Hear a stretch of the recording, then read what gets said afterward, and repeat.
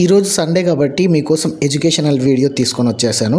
మనం ఈరోజు మాట్లాడబోతుంది mental health గురించి. సో వీడియోలోకి వెళ్ళే ముందు హాయ్ అందరికీ నమస్తే, నేను మీ 90s అశోక్. ఫాలో చేయడం మర్చిపోకండి. నేను రీసెంట్గా చూసిన కొన్ని పోస్టులు చూపిస్తాను మీకు.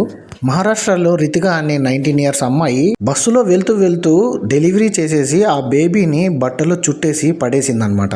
తన బాయ్ ఫ్రెండ్తో హనీమూన్కి వెళ్ళడానికి వాళ్ళ ఇద్దరు పిల్లల్ని ఒక అమ్మ చంపేసింది.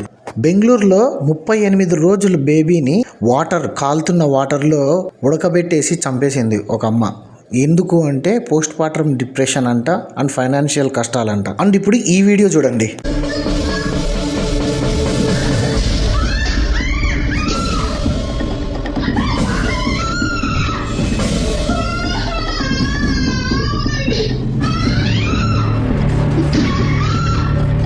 సో ఈ వీడియోలో అక్కడ వైరు హాల్లో అడ్డంగా పెట్టిన అమ్మది తప్ప, లేక తెలియక వచ్చేసి కారుతో అవన్నీ పడేసిన బాబు తప్ప?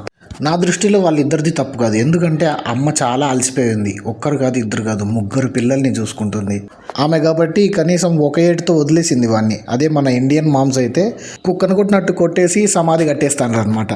సో ఇందాక నేను చూపించిన న్యూస్లు అన్నీ కూడా మ్యాక్సిమం ఇండియాలో జరిగిండేవి అనమాట. అవి కూడా చాలా తక్కువ టైంలో జరిగినాయి. వితిన్ 2 monthsలో నేను చూసినాను.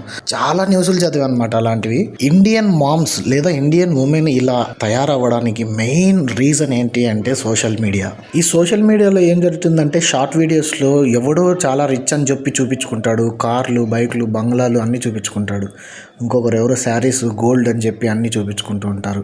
వాళ్ళ లైఫ్ అంత బాగుంది, మన లైఫ్ ఏంటి ఇలా ఉంది అనే ఫీలింగ్ తెప్పిస్తారు. ఇంకొంతమంది ఫేక్ ఇన్ఫ్లుయెన్సర్స్ అయితే వాళ్ళకే కష్టాలు ఉన్నట్టు ఒడిలో పిల్లలను పెట్టుకొని, పక్కన పిల్లలను పెట్టుకొని ఏడుస్తూ వీడియోస్ తీసి పెడతారు.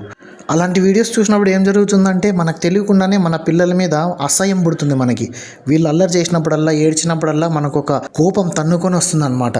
అదేంటన్నా ఓన్లీ ఆడవాళ్ళే అలా చేస్తారా అంటే అలా కాదు, మగవాళ్ళు కూడా అలా చేస్తున్నారు. గుజరాత్కి చెందిన ఒక టీచర్ ఏం చేశాడంటే తన 2 పిల్లల్ని చంపేశాడు అనమాట. కానీ ఇక్కడ మనం ఒకటి అబ్జర్వ్ చేస్తే మగవాళ్ళు చనిపోవడానికి కానీ లేదా పిల్లల్ని చంపుకోవడానికి కానీ కారణం ఏంటి అంటే ఆడవాళ్ళు, అంటే వాళ్ళ భార్యలు అఫైర్స్ పెట్టుకోవడమో లేకపోతే మెంటల్గా టార్చర్ చేయడమో ఇలాంటివి ఉంటాయి. కానీ ఆడవాళ్ళకి అలా కాదు, 1,00,000 కారణాలు ఉంటాయన్నమాట. ఇంట్లో పెద్దోళ్ళు ఏదో ఒకటి సతాయించడము, అత్తలు ఏదో ఒకటి తిట్టడము, లేకపోతే ఎవరో ఎగతాళిగా మాట్లాడడము, బంధువుల దగ్గర నుండి ఇలా వెరైటీస్ ఆఫ్ రీజన్స్ అన్ని సైడ్స్ నుండి వాళ్ళకి స్ట్రెస్ కానీ డిప్రెషన్ కానీ తెప్పిస్తూ ఉంటాయన్నమాట. సో నంబర్ 1లో సోషల్ మీడియా ఉంటే, నంబర్ 2 మెయిన్ రీజన్ ఏంటి ఇవన్నిటికీ అంటే భర్త. నన్ను అడిగితే మగవాళ్ళు ఖచ్చితంగా వాళ్ళ భార్యలకి కనీసం 1 year తోడుండాలి పిల్లలు పుట్టిన తర్వాత అని అనుకుంటాను.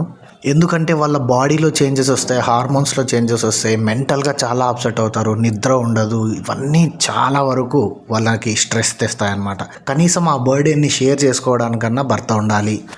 అత్తలు కానీ బంధువులు కానీ ఎవరేమన్నా పర్వాలేదు, నేను నీకు తోడున్నాను అనే ధైర్యం కోసమన్నా వాళ్ళకి భర్తలు తోడుండాలి. అలా అని చెప్పి నేను జాబులు మానేసి వ్యాపారాలు మానేసి ఇంట్లో కూర్చోవాలి అని చెప్పట్లేదు. బట్ ఆప్షన్ ఉంటే కనుక ఖచ్చితంగా మీరు మీ వైఫులకి తోడుండండి. ఎందుకంటే ఎప్పుడు ఏ క్షణాన వాళ్ళకి ఏం థాట్ వస్తుందో మనం చెప్పలేము. సో వీటన్నిటికీ ఇక రీజన్ నెంబర్ 3కి వస్తే మదర్స్ కూడా మెయిన్ రీజన్. ఎందుకంటే మీరు ఫస్ట్ ఆఫ్ ఆల్ కంపేర్ చేసుకోవడం మానేయాలి. ఒక్కొక్క కిడ్, ఒక్కొక్కరు లైఫ్ అన్నీ డిఫరెంట్గా ఉంటాయన్నమాట. అందరి లైఫ్లు ఒకేలాగా ఉండవు, అందరి పిల్లలు ఒకేలాగా బిహేవ్ చేయరు. అండ్ ఇంకొక విషయం ఏంటంటే పిల్లలు మనల్ని అడుక్కోలేదు మమ్మల్ని కనండి అని. మనమే పిల్లల్ని కన్నాం, ఇష్టపడి కన్నాం. 9 నెలలు మోసారు మీరు. అలాంటప్పుడు వాళ్ళు బయటకు వచ్చిన తర్వాత అల్లరి చేస్తున్నారని చెప్పి వాళ్ళ మీద ద్వేషం పెంచుకోవడం మీ తప్పే. అండ్ మీరు గుర్తుపెట్టుకోవాల్సిన ది మోస్ట్ ఇంపార్టెంట్ థింగ్ ఏంటంటే పిల్లలకి మీరు తప్ప ఎవ్వరు లేరు, మీరే వాళ్ళ ప్రపంచం. మీ ఫేస్ చూస్తేనే వాళ్ళకి ఒక నమ్మకం కానీ, ధైర్యం కానీ, ఆనందం కానీ వస్తాయి. కాబట్టి అది గుర్తుపెట్టుకోండి. అల్లరి చేయడం అనేది పిల్లల నైజం. అది ఓన్లీ మన మనిషి జాతికే ఉంది అని చెప్పడానికి లేదు. ఏ జంతువుకి పుట్టిన పిల్లలైనా కూడా అల్లరి చేస్తాయన్నమాట. సో అది మనం గుర్తుపెట్టుకోవాలి. అండ్ పేరెంటింగ్ గురించి, పిల్లల గురించి ఇలా నెగిటివ్గా ఇన్ఫ్లుయెన్స్ చేసే ఫేక్ ఇన్ఫ్లుయెన్సర్స్ని కూడా మీరు ఫాలో అవ్వకండి. వాళ్ళ వీడియోస్ వస్తే not recommend and not interest కొట్టేసేయండి. ఎందుకంటే ఒక్కసారి లైక్ చేస్తే పదే అలాంటి కంటెంటే మీకు వస్తుంది. స్లోగా మీ మైండ్ పాయిజన్గా మారిపోతుంది.